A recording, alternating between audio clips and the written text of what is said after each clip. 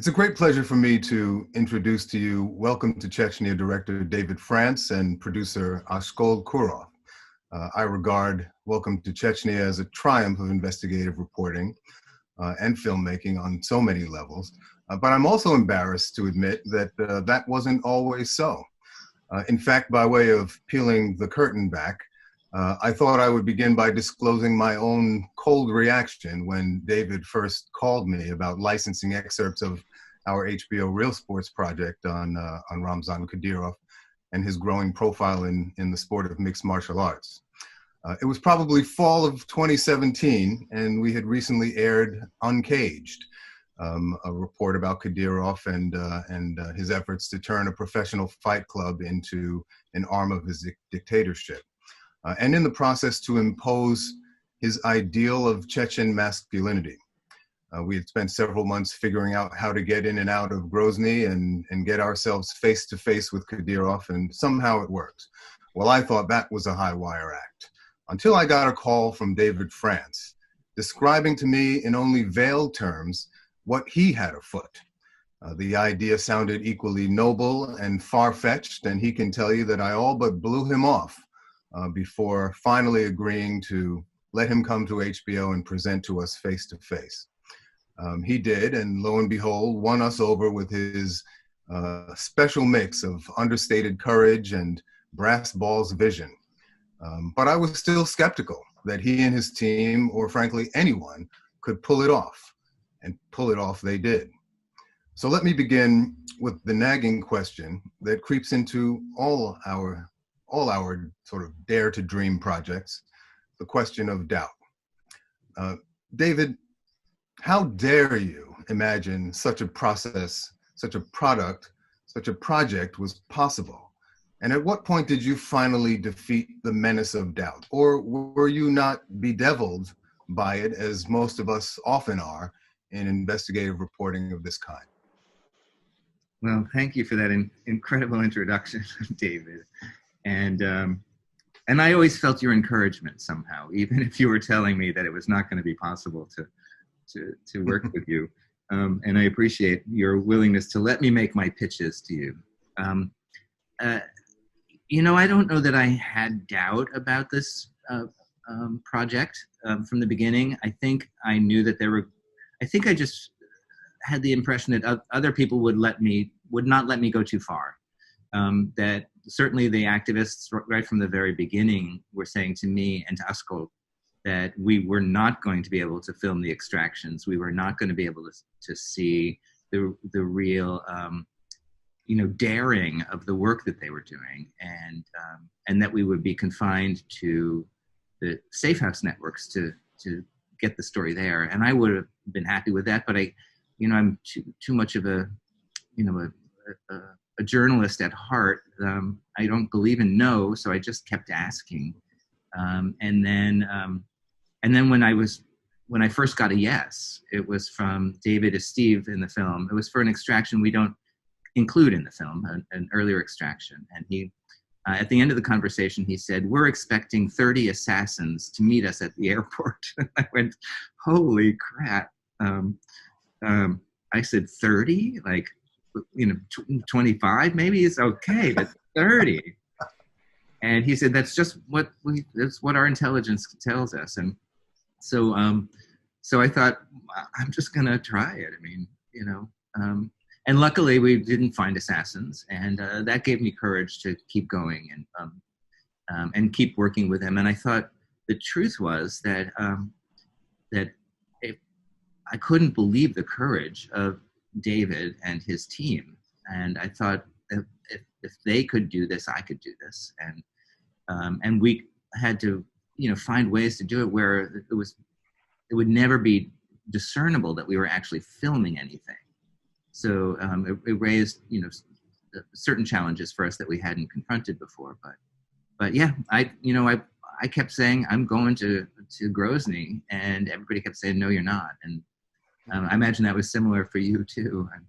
And yet we were able to bring out the film and bring out the stories and reveal this incredible network of heroic work that people are undertaking, even to this day, to rescue lives there. Where we at HBO Real Sports had our man in Moscow and our producer Dmitry Saldakovsky, and he did most of our bidding on the ground.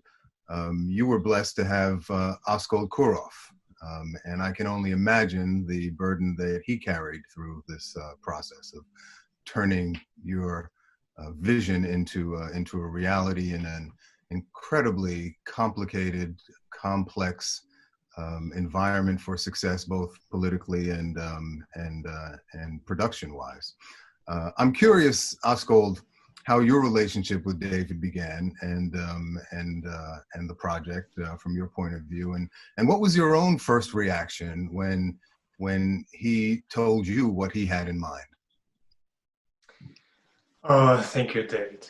So actually, at the moment David first contacted me, I was making film about Novaya Gazeta, the newspaper which first investigated this gay purge in Chechnya. So I knew how this story about Chechen gays from the beginning, from the editorial of Novaya Gazeta. And when David contacted me and said that he is going to make documentary about this story, I said, no, David, you don't understand. This is absolutely impossible because these people, these refugees, they are in danger and they're in safe place. Nobody knows where is this safe house, and no one from journalists are allowed to go there. But and at first I refused. I said that I think I'm not going to join this project on several reasons. But I think that David's faith. David didn't want to believe it's impossible, and after a while, maybe 1 or 2 days, I was thinking, and I decided I don't have any reasons to refuse. So and maybe this is dangerous, maybe this is impossible, but this is the thing we really must try to do, because this documentary is absolutely necessary to exist, to be made, and this is how we started, and step by step we met people from the Safe House, from LGBT network, and they didn't believe us. They didn't want us to come in with camera. They suggested to take camera and to film themselves. Something happens in there, but I don't know why. But they somehow they started to trust us, and they also started to believe this documentary absolutely necessary to be made. Wow. So David, you say that as a journalist at heart, you try not to take no for an answer. I've experienced it firsthand. Askold just told his own story of it. This is your character's superpower in some ways. And I'm curious, do you, in the case of Askold, did you roll out the whole vision, or do you tend to tactically parcel out snippets of it in order to get somebody to see the possibility or take the leap of faith? Well, I, at that point, didn't really have a vision beyond that we had a story that needed to be told. And I knew I needed a partner to to tell it with. Askold is a well-known documentary filmmaker in his own right, and he also was going to be the person shooting it because we could not have professional camera crews. We needed this little tiny camera to do it, and I said, I said, let's find this story together, and that's ultimately what we did do. Askold went, I think after he said yes, I said, go over there tomorrow. Like, just make a proposal to them and see what happens. And he called me right afterwards and said, this is incredible. You've got to get over here. And I flew over. I thought I was just going to go for a couple days to see what the lay of the land was, kind of a fact-finding mission. And then I stayed with Askold shooting for the next month or more, just every day, learning people's stories, developing relationships with people. And for me, it was, Askold has this incredible gentle presence, and he exudes empathy, and people really felt that in the shelter. And I exuded a kind of stupidity because I didn't understand a word anybody was saying. And I had to wait for cigarette breaks for Askold to come over to tell me what was going on. I started to learn to understand a few words, but mostly his kind of gentle presence and my disconnected presence allowed the two of us to kind of fade away in the safe house, and allowed Askold's camera to just really capture the ordinariness of this extraordinary story. And we began to build it together. I think I was more intent than Askold on confronting the 30 assassins. But we did do that together with armed guards. I mean, the whole thing was incredible. It was an incredible scene. There's so many things that we shot and saw and witnessed that didn't get in the film. But we just kept inching closer and closer and closer to the front lines of what the activists were doing. Yeah. Well, that scene didn't get in the film. Can you take us back to that moment where you have your armed men, you're anticipating the antagonists, henchmen to show up? Describe that scene for us. I will start it and then throw it to Askold. This was a case of a couple, one younger than the other. The younger one, his father was a wealthy businessman in Chechnya, and had chased them deep into Russia, and had found them in a safe house that was set up by the network. Had found them twice, I think. It was 2 different times. The first time, the older fellow answered the door and was stabbed. The second time, in a different location, the younger man was taking out the garbage and he had been kidnapped. He was able to send a text to Steve, who was able to round up the local police. The relationship of the activists to the police depended on the city, and in St. Petersburg, they were much less willing to bend to the interventions of the Chechen security forces. So here's a team of security forces, put the guy in a van, and they were taking him. The police intercepted the van. Somebody had the license number. So this was a really tense situation, and that had just happened, and I think within 48 hours they were taking them across the Russian border. And that's what Askold and I joined for. And the armed guards weren't ours. We knew there was a guard. His production of the pistol as we were like leaving the safe house was out of a thriller, kind of gangster film. It was pistol in the air, cocked the pistol. That's how we first heard about it. I got it up. I was shooting on my cell phone because by this time I had appointed myself the B camera operator. And then we jumped in cars and sped, and there was like a dummy distracting car and our car, and the whole thing was just amazing. And we got to the airport, and we even had another cinematographer at the airport. She got there before us, and she was shooting with a hidden camera. We wouldn't say hello to her. We were not attaching her in any physical way to what we were doing. But we had 3 cameras on this extraction, and thankfully not a bullet flew. And I'm sure I'm missing key parts of this, Askold. Askold, pick it up from your point of view. David might have been blissfully unaware of the nuances of the situation just because they didn't speak the language, or in some ways the code, the special code of Russia. What did this look like from your point of view?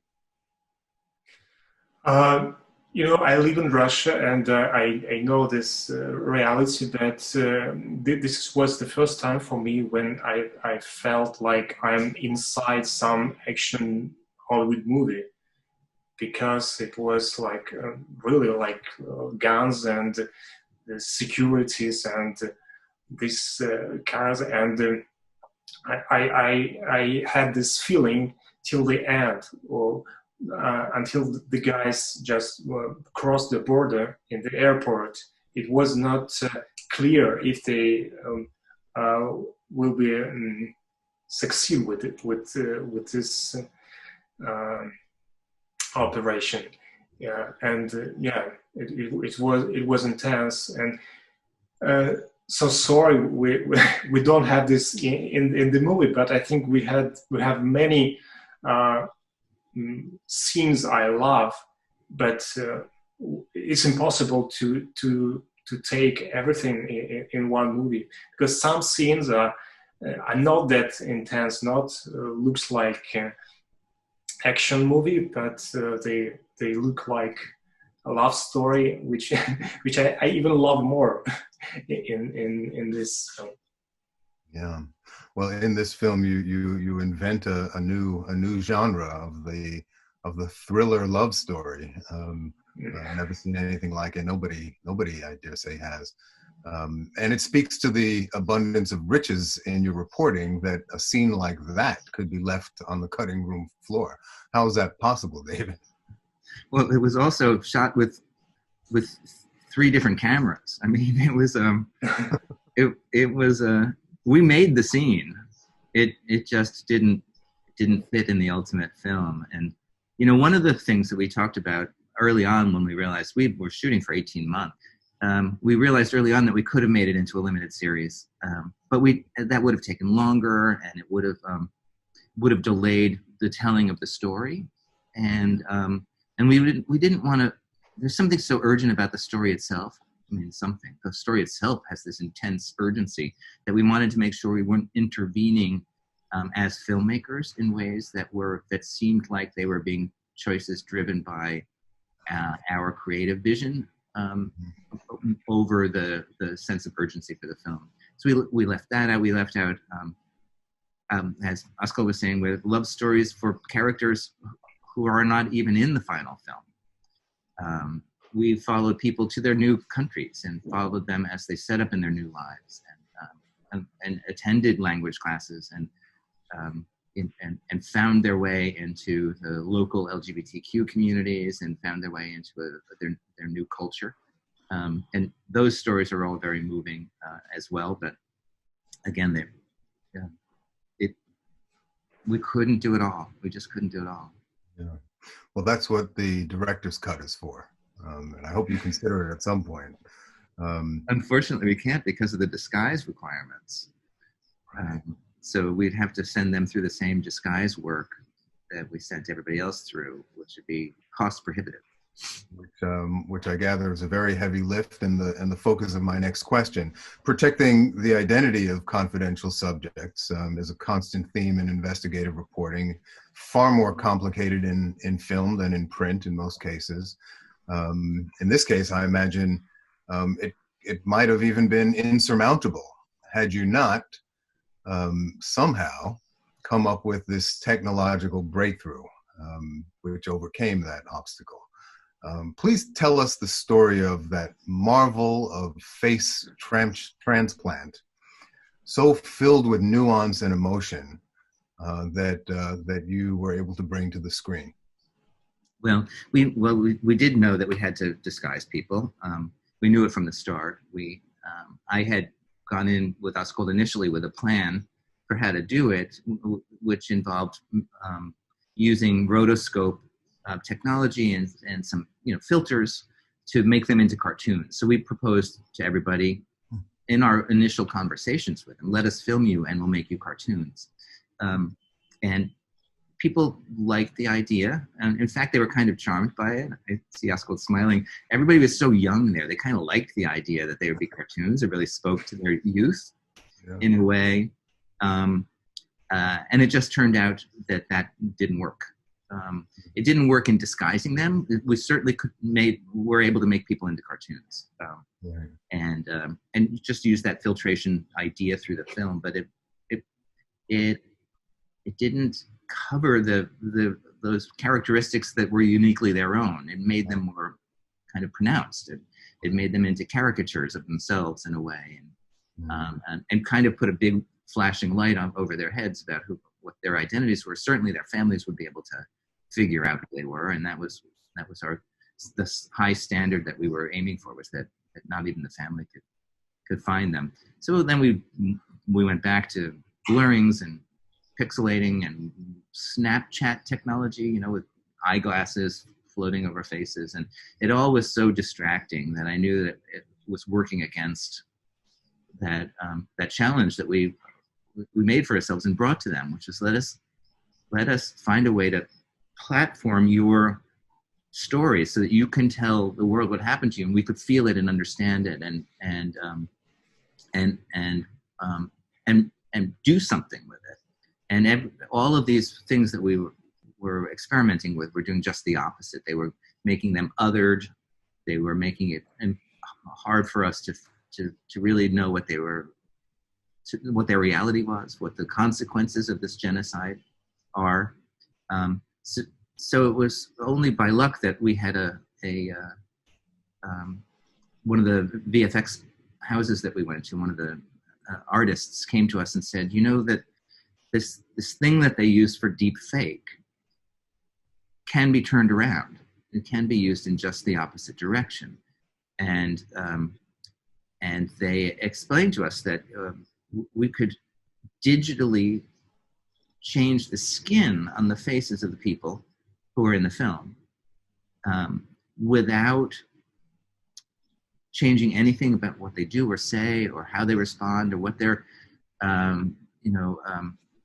expressions are, or even micro expressions. That would all be retained, but we could put somebody else's skin over the top. And they showed us an example, and I was so shocked to see it. But it was also the first time that I thought, we are going to be able to show this movie. Like, we are going to be able to finish this movie and bring it out to the world. And we had already by that time shot the whole film. We had been editing it, but we had no clear path to the audience until that technology was harnessed in that way. Now, what made this guy a genius was that he said, you can afford it. We can mechanize it. We can use artificial intelligence, deep machine learning, set these things into this kind of mechanized process. And which, because I'm technologically, on the dirt road about, I kept thinking of him as putting all this stuff in an oven, and it just sits there apparently for days or weeks, and then he was producing this incredible result. And so we said, let's do it. Let's greenlight it and see if maybe what we're doing is creating a kind of a new tool for documentary filmmakers, certainly, maybe investigative journalists, certainly human rights advocates, and the lot, who have been trying to find ways to be able to faithfully convey truthful stories in ways that maintain and protect anonymity. Well, first of all, it's a stroke of genius. Secondly, you just answered my first question, which was, when did you finally slay the demon of doubt? And so you're telling me that that it's after the whole film is in the can and editing has begun and you're way out on a financial limb, and only then, when one FX artist comes to you with a high concept for this, are you convinced that the film is actually going to get finished? That's a remarkable, remarkable story, David. The story of your persistence of vision and faith. So let me try and understand this. You use the term deep fake. You said that this was a sort of reverse engineering of that. Can you elaborate a little bit more? Explain that term deep fake, what that technology is, so that we can connect the dots. I think the first and probably most common use of deepfake is kind of revenge porn that takes the face of your ex and puts it in some porn setting, glues it over the porn actor, and has appears to depict you doing things you never did do, and it's certainly done without consent. It uses this kind of pixel by pixel machine learning idea where it ingests the face of your ex, let's say, and I'm not endorsing any of this, don't try this at home, and into this algorithmic program that will then map, will find the eyelid, for example, on the person in the shot footage, will find your eyelid and will start matching them. And just matches kind of pixel by pixel the parts of the face. We do that same matching in this regard, but we do it certainly with consent. And our goal is to shield the person underneath, not reveal the person whose face we've borrowed. And in fact, in this instance, there are 23 people in the film who are covered, who have face doubles. And we recruited our face doubles by going to organizations of mostly LGBTQ folks who were already involved in kind of international queer refugee issues, and many of them specifically involved in trying to militate around what's going on in Chechnya.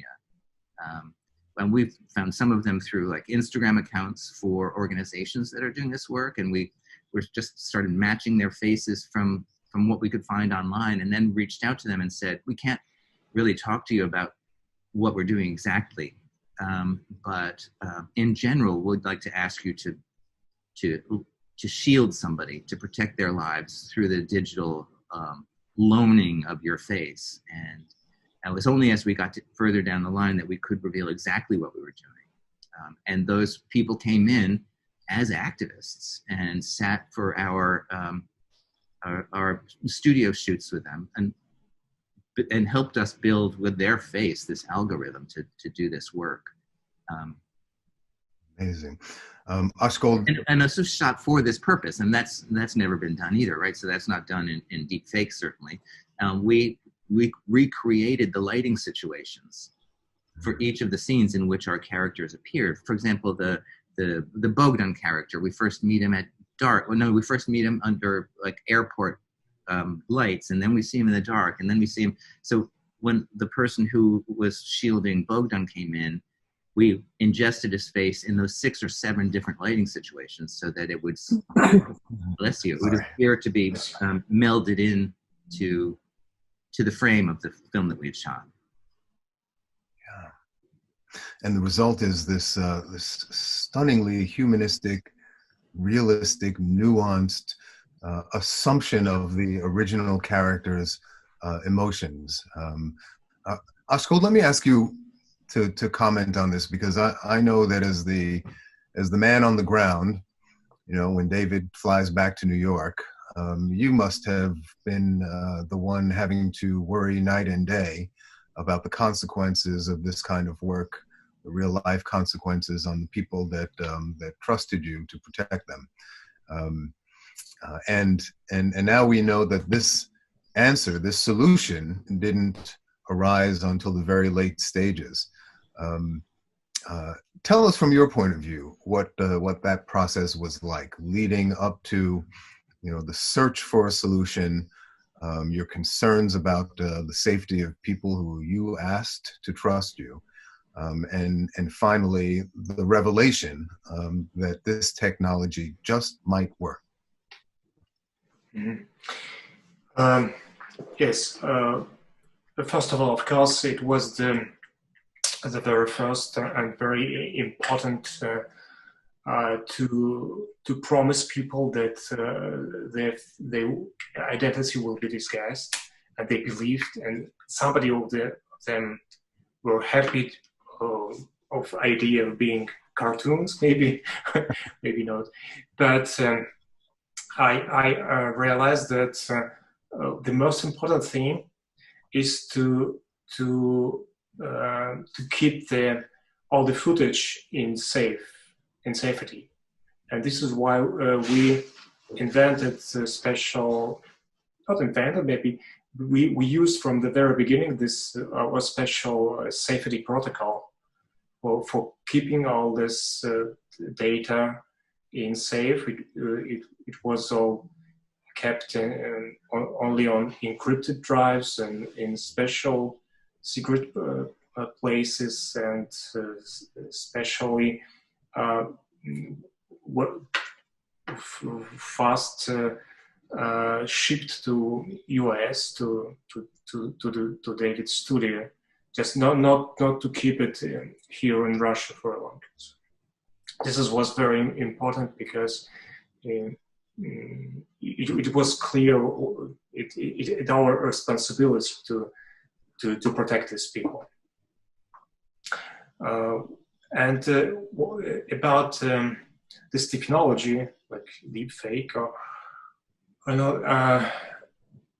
yes, actually, it was one of the first questions from somebody in the shelter when they asked, listen, if there is an algorithm, some program which can make our faces turn into cartoons, so logically it should be another algorithm which will turn it backwards to our faces. What do you think about it? And yeah, we were concerned, but David's promise was that he will find some very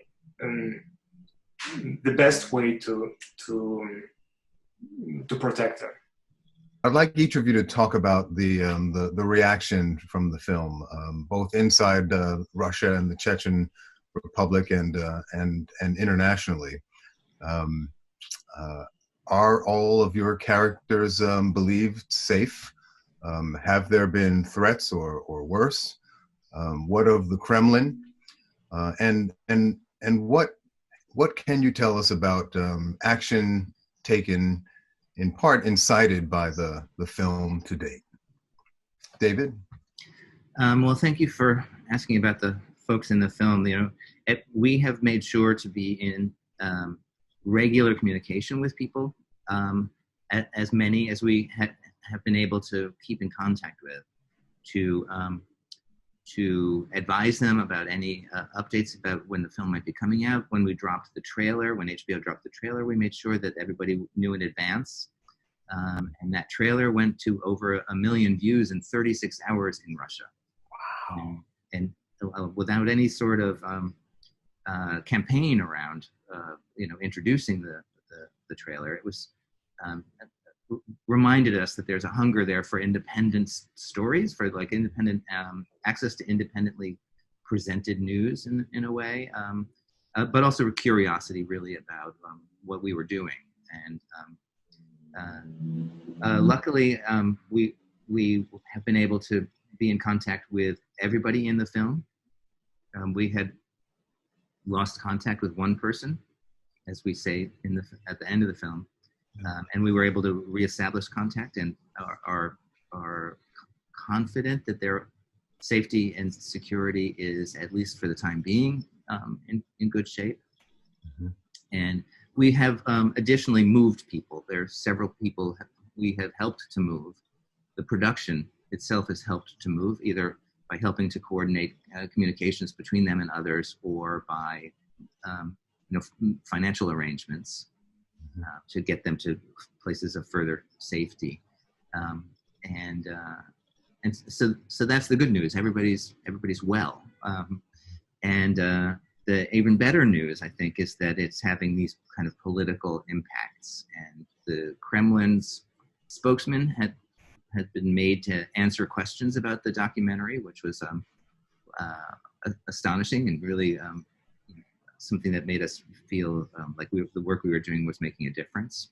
They denied ever watching it. They said, we here at the Kremlin are too busy doing whatever dastardly deeds we do here at the Kremlin to be watching documentaries, which makes me think that they actually watched it. And then, Mike Pompeo, our great diplomatic leader here in the United States, finally, after a screening on Capitol Hill, finally 3 years after the fact, issues sanctions against Kadyrov and his leadership for the crimes being committed against the LGBTQ community there. So, well, as toothless as that might be in this administration, it shows that the film has the power to move things politically. And I don't think that it's finished with that yet. It's certainly has not rolled out across the globe yet. We're still doing that through the course of this year. So I think hopefully we'll see more impact. Askold, what's been the impact from your point of view inside of Russia, and what's been the broader reaction from the public? As David mentioned, we had for a short period the movie was a pirate version of the movie was online, and actually we have a reaction from Chechnya. They had, I think, 40 minutes TV program on their local TV about why Welcome to Chechnya documentary is all lie. And they had many speakers, and I think they watched the movie, and this was they were I think absolutely crazy and angry about this, and this had this reaction, and it was discussed, and as David mentioned, it was on the top number 7. On the top of the best watched movies in Russia for a short period. Yes, it has reaction, and we are waiting when the film will be widely possible to watch in Russia, because people don't realize how serious is the situation, because this is the power of documentary, I think. Because this is different when you read some news, read some material, and another thing when you see real people who went through this, and you see their stories, and you can empathize them, and you can imagine that all this truth and all this the life they live, and the real tragedies. So yes, this film is very, very important for Russia today.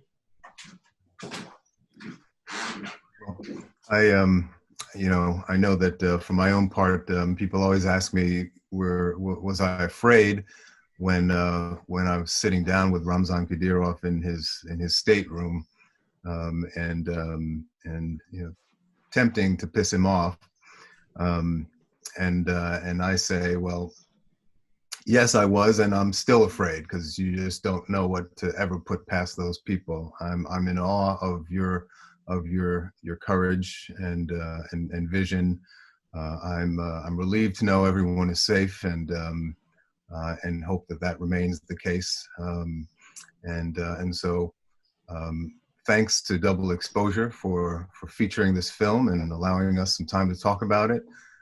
Director David France, producer Askold Kurov, thank you very much, and we look forward to the continued success of Welcome to Chechnya. Thank you, David. Thank you, David. Thank you, Thank Double you. Exposure.